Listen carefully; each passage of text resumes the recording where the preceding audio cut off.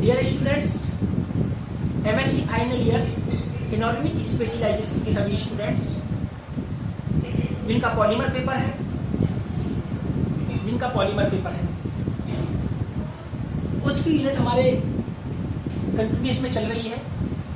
आज हम जो टॉपिक डिस्कस करने जा रहे हैं वो पहला है चेन ट्रांसफर, दूसरा है इनहिबिटर्स और तीसरा लेंगे हम ionic polymerization. Ionic polymerization are two types, cationic polymerization and anionic polymerization. सबसे पहले हम बच्चों टॉपिक लेते हैं चेन ट्रांसफर। चेन ट्रांसफर में कोई एक्टिव स्पीशीज कंटिन्यूसली चेन की ग्रोथ कर रही है। अगर उसमें इस प्रकार का कोई सबस्टेंस डाले कि वो चेन को स्टॉप कर दे और खुद एक्टिवेट हो जाए, अर्थात चेन की इनिशिएशन स्टेप को स्टार्ट कर दे, तो ऐसे जो रिएक्शन है वो हमारे पास में कहलाती है chain transfer reaction. Chain transfer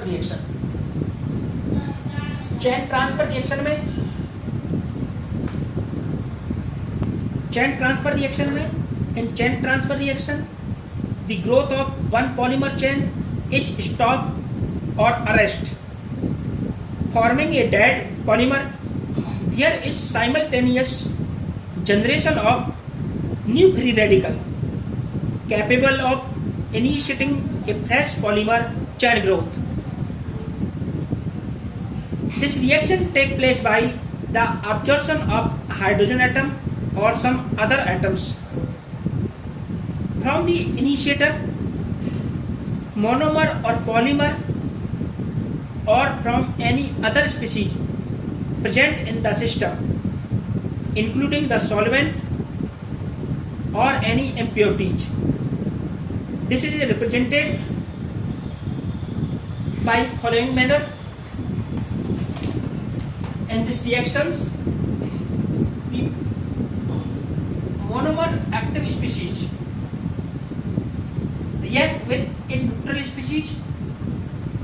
This active species absorb this proton and become neutralized. यानी हमारे पास में जो एक्टिव स्पीशीज है वो इस प्रोटॉन का अब्जॉर्प्शन करती है और न्यूट्रलाइज हो जाती है, यानी ये चेन ग्रोथ स्टॉप हो जाती है। बट आर डैश एक एक्टिव स्पीशीज में कन्वर्ट हो जाता है। अब ये R dash chain initiation step में पार्टिसिपेट करेगा और मेनी टाइप्स की चेन इनिशिएटर स्पीशीज का फॉर्मेशन करता है। ये chain initiator chain propagation step में विभिन्न प्रकार की एक्टिव स्पीशीज का फॉर्मेशन करते हैं और चेन की ग्रोथ होती जाती है। लास्ट में आपस में मिलकर न्यूट्रलाइज होकर चेन टर्मिनेशन स्टेप का फॉर्मेशन करते हैं। The growing chain is now terminated, but a new free radical R dash is formed. R dash will now initiate the polymer chain growth, a phase which will be followed by the chain propagation. The termination of one chain growth and the initiation of a new one take place simultaneously. It is as if the chain growth is transferred from one side to another, and hence this phenomena is called chain transfer.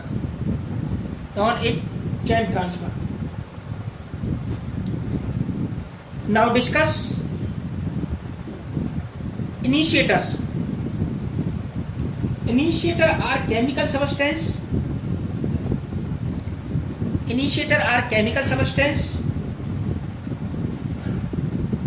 which capable of inhibiting or killing the chain growth by combining with the active free radicals and forming either stable product or inactive free radicals. Like example, nitrobenzene, dinitrobenzene, benzothiazine, etc.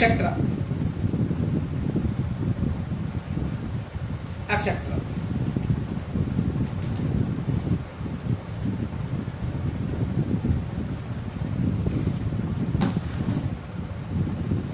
यानी हमारे पास में जो chain transfer है ये complete हो गया है, इनहिबिटर्स भी कंप्लीट हो गया। अब हम देखते हैं जो हमारे पास में है जो ए टाइप का फ्री रेडिकल एडिशन पॉलीमराइजेशन, ये हमने पहले पढ़ लिया है। अब हमारे पास में आज जो मेन टॉपिक है वो है ionic polymerization. Ionic polymerization is divided into two categories. One category is cationic polymerization,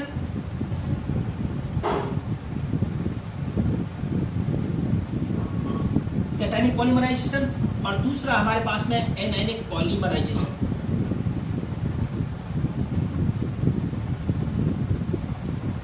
cationic polymerization और anionic polymerization. At first, we discuss about cationic polymerization. At first, we discuss about cationic polymerization. हमारे पास में सबसे पहला है cationic polymerization.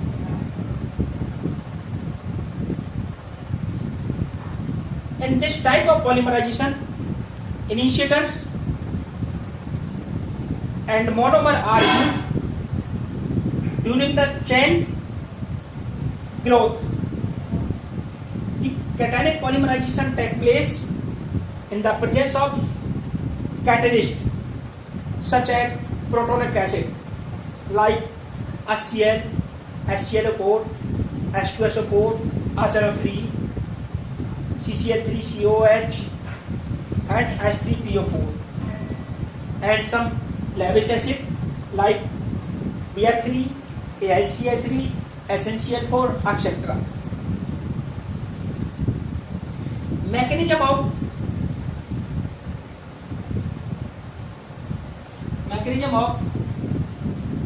cationic polymerization.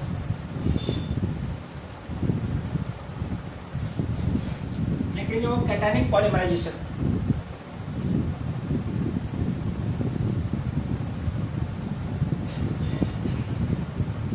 In this mechanism, 3 steps of polymerization. First step, initiation step.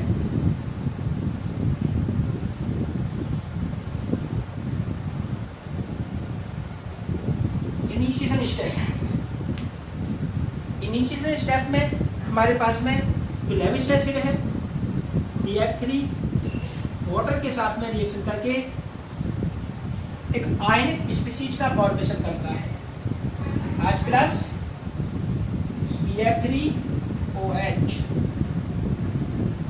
Minus. ये active species BF3OH minus H plus monomer unit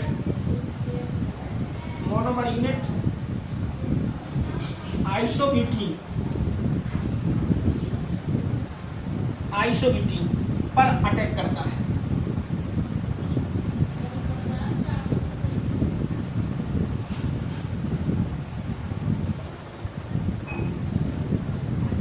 isobutene पर attack करता है।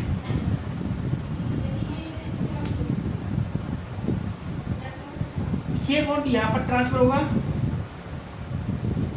और ये यहाँ पर जाएगा कुछ। देखिए इस तरीके से रिएक्शन होती है कंप्लीट, इस तरीके से रिएक्शन होती है। देखिए किस तरीके से हमारे पास में एक इनिशिएटर के रूप में कैटायनिक का फॉर्मेशन होता है, कैटायंस का फॉर्मेशन होता है। कैटायन बन गया बच्चों, और इसके साथ में जुड़ा हुआ है BF3OH माइनस, BF3OH माइनस। अब बच्चों हमारे पास में ये एक इनिशिएटर के रूप में काम कर रहा है। सेकंड स्टेप है, सेकंड स्टेप प्रोपेगेशन स्टेप। हमारे पास में सेकंड है बच्चों propagation step. Propagation step, propagation step में जो अदर मोनोमर यूनिट्स हैं वो आके इसके साथ में जुड़ती हैं। Other monomer unit attach with active species,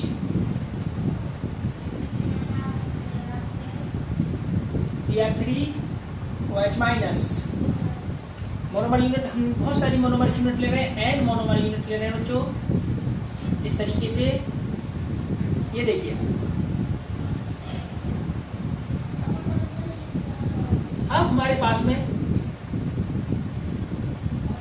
ये मोनोमर यूनिट, यहाँ पर नेगेटिव साइन आएगा, ये बॉन्ड शिफ्ट हो जाएगा इस पर, और इस कार्बन पर नेगेटिव साइन, और ये नेगेटिव साइन इस पर अटैक करेगा।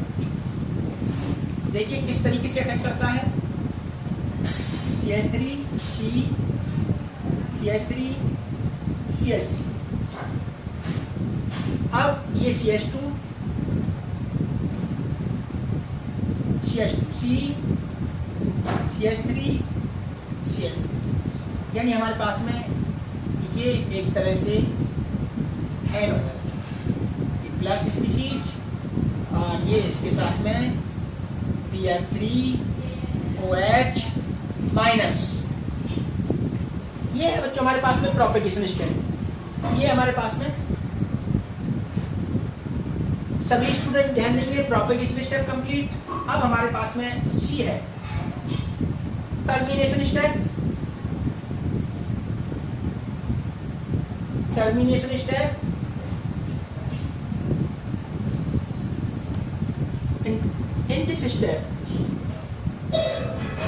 in this step chain growth are arrested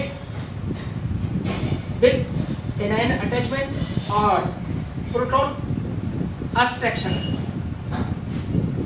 देखिए बच्चों हम किस तरीके से इसको समझ सकते हैं,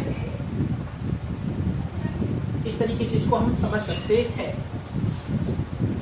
हम इसको इस तरीके से भी बना सकते हैं बच्चों, अगर ये स्पीशीज है अंदर तो इसको CH2 लिख दीजिए, और ये H, और इसको हम N को लगा देंगे बच्चों इस तरीके से। ये यहाँ पर भी इस तरीके से स्पीशीज रिपीट होती है बच्चों बार बार में, क्योंकि वो पॉजिटिव ये इस तरीके से है बच्चों, नो प्रॉब्लम। देखिए बच्चों H, CH2 CH3 CH3, ये हमारे पास में CH2 N, C CH3 CH3, यहाँ पर पॉजिटिव चार्ज है बच्चों, और साथ में जुड़ा हुआ है BF3OH माइनस। इसमें दो रास्ते हैं बच्चों, एक तो हमारे पास में इसमें दो रास्ते हैं, दो रास्ते। इसमें टर्मिनेशन स्टेप में टू स्टेप्स हैं, टू सब स्टेप्स हैं। Anion attachment, anion attachment,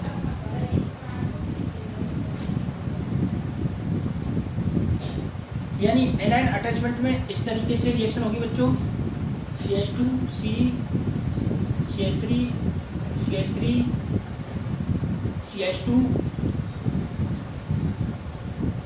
CH3 CH3, और इससे जुड़ जाता है बच्चों OH, और BF3 रिमूव हो जाता है बच्चों, यानी ये एनायन है बच्चों। दूसरा हमारे पास में प्रोटॉन एब्स्ट्रैक्शन,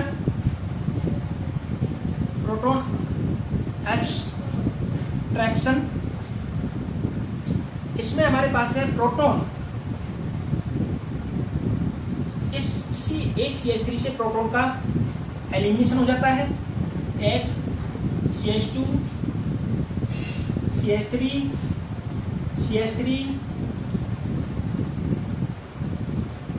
and